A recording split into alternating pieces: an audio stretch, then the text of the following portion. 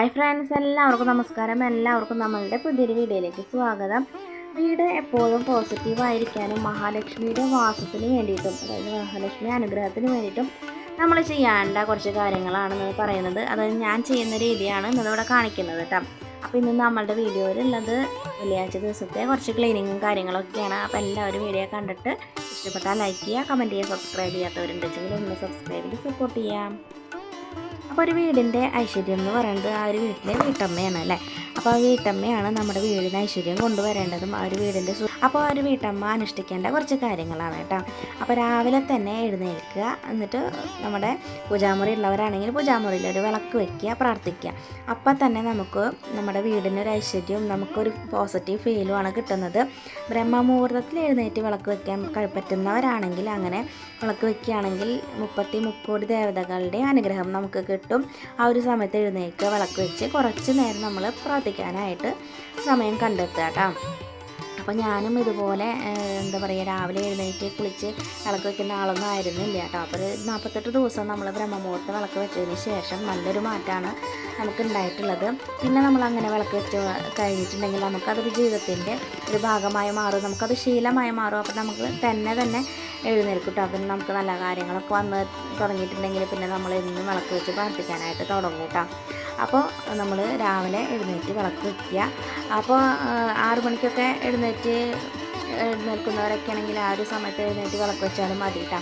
അത് കഴിഞ്ഞതിന് ശേഷം രാവിലെ തന്നെ അടിച്ച് തുടച്ച് വൃത്തിയാക്കാൻ പറ്റുന്നവരാണെങ്കിൽ അങ്ങനെ ചെയ്യുക. അല്ലാതെന്ന് വെച്ചെങ്കിൽ നമ്മുടെ തിരക്കുകളൊക്കെ കഴിഞ്ഞതിന് ശേഷം, അതായത് രാവിലത്തെ കുറച്ച് തിരക്കും കാര്യങ്ങളൊക്കെ ഉണ്ടാവില്ല, കുട്ടികൾ സ്കൂളിലേക്ക് പോകുന്നവരാണെങ്കിൽ അവരേനൊക്കെ പറഞ്ഞയക്കുക, ഹസ്ബൻഡിന് ജോലിക്കൊക്കെ പറഞ്ഞയക്കുന്നവരുണ്ടെങ്കിൽ അതൊക്കെ കഴിഞ്ഞതിന് ശേഷം നമ്മൾ അടിച്ച് തുളച്ച് വൃത്തിയാക്കുക കേട്ടോ. കാരണം കുറച്ച് നല്ലപോലെ വൃത്തിയാക്കേണ്ട കാര്യങ്ങളാണല്ലോ. അതിന് വേണ്ടിയിട്ട് കുറച്ച് സമയം കണ്ടെത്തണം. അപ്പോൾ ഡെയിലി തുടയ്ക്കുന്നവരൊക്കെ ഉണ്ടാവും. അപ്പോൾ ഡെയിലി തുടയ്ക്കാൻ പറ്റാത്തവരൊക്കെ ആണെങ്കിൽ ഒന്നരാടമൊക്കെ നമ്മുടെ വീട് തുടച്ച് വൃത്തിയാക്കുക. അല്ലെങ്കിൽ ചൊവ്വാഴ്ചയും വെള്ളിയാഴ്ചയും നമ്മൾ വീടൊക്കെ ഒന്ന് നല്ലപോലെ ഡീപ്പ് ക്ലീൻ ചെയ്യാം കേട്ടോ.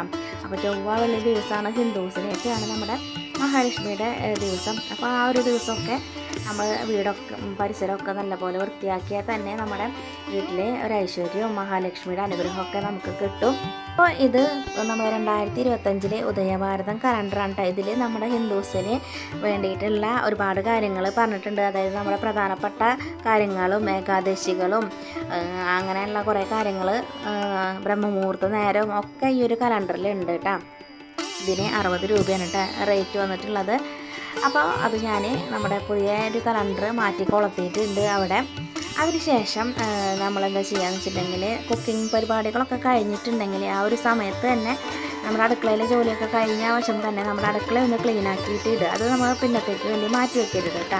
അപ്പോൾ ഇതുപോലെ അടുപ്പും കാര്യങ്ങളൊക്കെ ഉള്ളവരാണെങ്കിൽ ആ ഒരു അടുപ്പിൻ്റെ ഭാഗമൊക്കെ പൊടിയൊക്കെ ഉണ്ടാവും. അത് നമ്മൾ നല്ലപോലെ ഒന്ന് അടിച്ച് തുടച്ച് വൃത്തിയാക്കുക. കാരണം അടുക്കളയിലാണ് മഹാലക്ഷ്മി വസിക്കുക എന്ന് പറയുന്നുണ്ട് കേട്ടോ. അപ്പോൾ ആ ഒരു ഭാഗം നല്ലപോലെ വൃത്തിയാക്കിയിട്ടാൽ മാത്രമാണ് നമുക്ക് ഐശ്വര്യവും സമ്പൽ സമൃദ്ധിയൊക്കെ ഉണ്ടാവുള്ളൂ. അപ്പോൾ അത് നമ്മൾ നല്ലപോലെ എന്നും അടിച്ച് വൃത്തിയാക്കേണ്ട ഒരു സ്ഥലമാണ് കേട്ടോ ഈ ഒരു അടുക്കളയുടെ ഭാഗം എന്ന് പറയുന്നത്.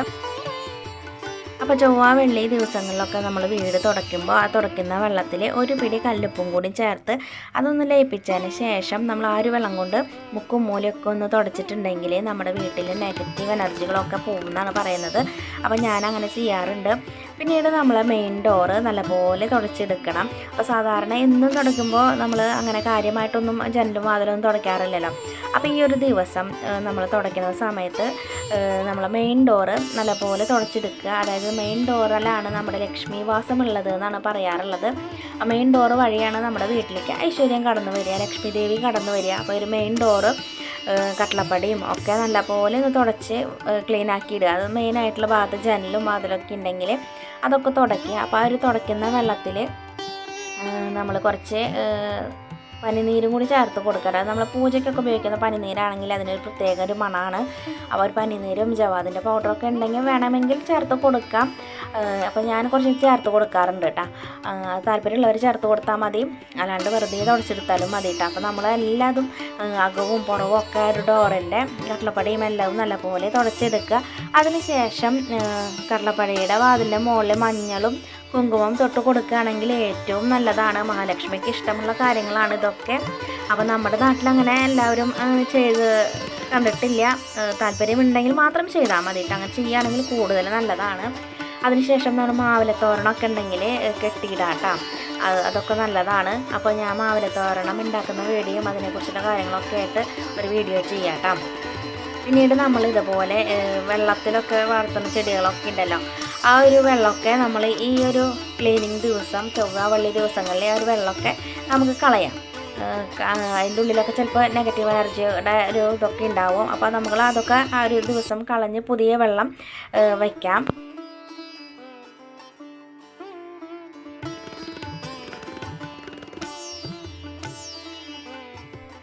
അപ്പോൾ എല്ലാ ഭാഗവും അടിച്ച് തുടച്ച് വൃത്തിയാക്കുക.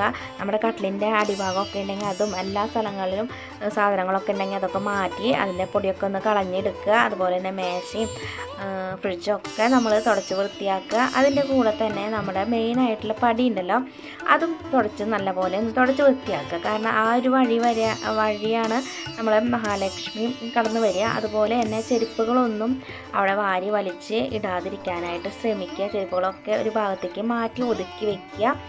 ത്രിസന്ധ്യ സമയത്ത് നമ്മൾ വിളക്ക് വെക്കുന്ന സമയത്ത് പടിയുടെ അവിടെ ചെരുപ്പുകളൊന്നും ഇടാതിരിക്കാനായിട്ട് ശ്രദ്ധിക്കുക കേട്ടോ.